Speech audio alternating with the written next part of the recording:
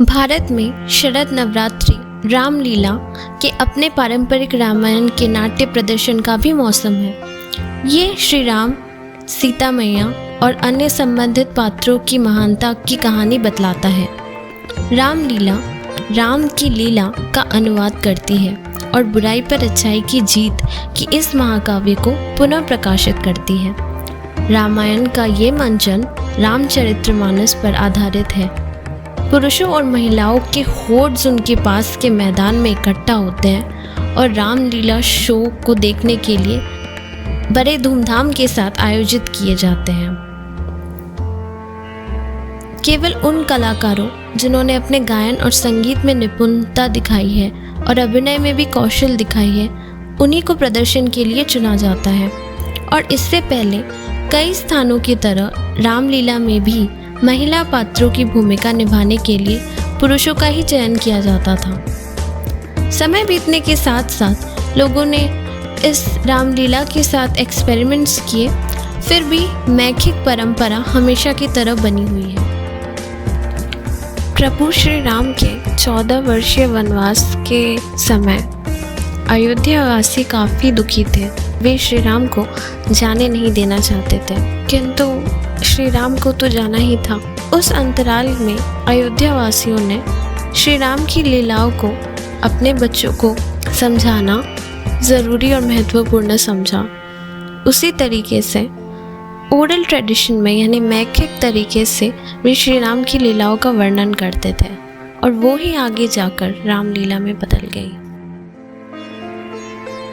आधुनिक समय में श्रृंगार और वेशभूषा पर अधिक प्रभाव नहीं पड़ा। पारंपरिक और उज्जवल पोशाकों का उपयोग पात्रों की आवश्यकताओं के अनुसार ही किया जाता है।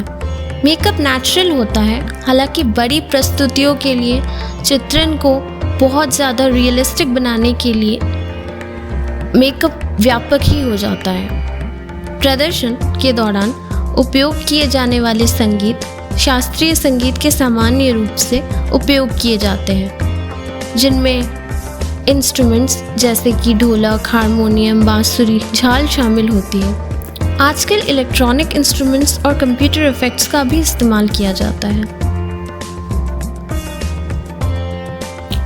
इस साल अयोध्या की रामलीला कई वर्षों के अंतराल के बाद अस्तित्व में आई है, जो श्री राम से जुड़ी सबसे महत्वपूर्ण जगहों में से एक है। अयोध्या को श्री राम की जन्मभूमि माना जाता है और इस उत्सव की भव्यता देखने के लिए आपको जो अनुभूति होती है उसका कारण अविरल है। इस भव्य रामलीला को देखने के लिए पूरे भारत यानी विदेशों से भी लोग आते हैं। हालांकि इस साल सब डीडी नेशनल पर इसका लाइव टेलीकास्ट देख सकते हैं। इस साल फिल्मी जगत के कलाकारों ने भी हिस्सा लिया है, जैसे आशरानी जी, राकेश बेदी, बिंदु दारा सिंह, शाहबाज खान, और ये सेक्युलरिज्म का एक बहुत ही सुंदर उदाहरण दिया है। वाराणसी के रामनगर में रामलीला के मंचन की परंपरा, जो हिंदू तीर्थ नगरी वाराणसी से गंगा नदी के पार है, पंडित लक्ष्मी नारायण पांडे के परिवार के सहयोग से महाराजा उदित नारायण सिंह काशी नरेश द्वारा 1830 की शुरुआत में शुरू की गई थी, जो अभी तक लागू है। उत्तराखंड की पहाड़ियों में कुमाऊं क्षेत्र एक ऐसा ही उदाहरण है। दिलचस्प बात यह है कि कुमाऊनी रामलीला 150 साल पुरानी है, जिसके कारण यूनेस्को ने इसको दुनिया का सबसे लंबा चलने वाला ओपेरा घोषित किया है। लखनऊ सुंदरता और भव्यता से भरा हुआ है।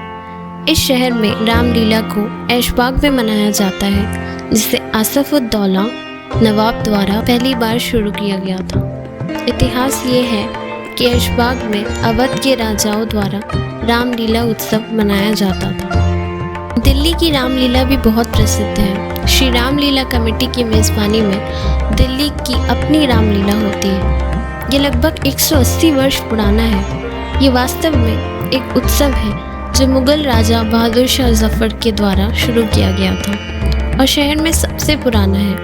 आपको आज भी रामलीला के पहले हर दिन प्रदर्शन शुरू होने से पहले पुरानी दिल्ली की गलियों में कलाकार मिल जाएंगे परेड करते हुए। श्री राम के जीवन की कहानी मानवता को मूल्यवान सबक और कई आदर्शों जैसे आदर्श पुत्र, एक आदर्श भाई, एक आदर्श छात्र, एक आदर्श पति और एक आदर्श दोस्त और कई अन्य लोगों के राजा के गुणों के साथ मानवता प्रदान करती है। हमें उम्मीद है कि हर साल हम इसी तरह खुशियों से रामलीला मनाएं और श्री राम के कैरेक्टरिस्टिक्स को अपने ऊपर ढालने की कोशिश करें। जय श्री राम।